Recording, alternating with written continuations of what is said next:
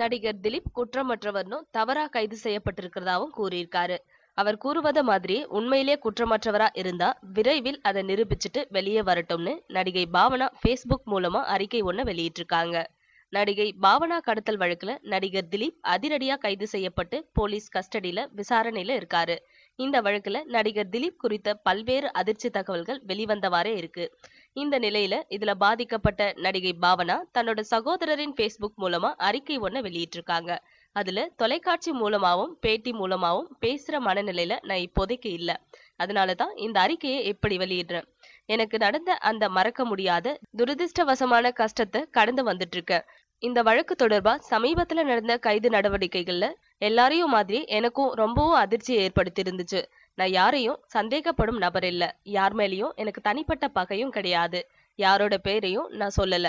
அந்த நடிகரோடு சில படத்துல நான் நடிச்சிருக்கேன். கடந்த காலங்கள்ல தனிப்பட்ட முறையில சில பிரச்சனைகள் ஏற்பட்டதால நட்புல இருந்து நாங்க 2 பேரும் பிரிஞ்சிட்டோம். அந்த நடிகரோட கைது பற்றிய தகவல்களை ஊடகங்கள் நண்பரின் மூலமா சேகரித்தப்போ அவர் தவறு செய்ததற்காக போதிய ஆதாரங்கள் போலீசார்ட்ட இருக்கிறதா தெரிய வந்திருக்கு. தவறுதலா குற்றம் சாட்டப்பட்டு கைது செய்யப்பட்டதா அந்த நடிகர் அதாவது திலீப் கூறுகிறார். அது உண்மைனா அவர் எவ்வளவு சீக்கிரம் தான் குற்றமற்றவர்ங்கிறத நிரூபிக்க முடியுமோ அவ்வளவு சீக்கிரத்துல நிரூபிக்கட்டும். அப்படி இல்லைன்னா அவர் செஞ்ச தவறான செயல்கள் பற்றிய தகவல்கள் வெளிவரட்டும். சட்டத்தின் முன்னாடி எல்லாருமே சமம்தான். குற்றம் செய்யாத ஒருத்தர் தண்டிக்கப்படக்கூடாது. அதே மாதிரி எந்த ஒரு குற்றவாளியும் தப்பிக்க கூடாதுன்னு நடிகை பாவனா தெரிவிச்சிருக்காங்க. Thanks for watching. Please like and share. Don't forget to subscribe us.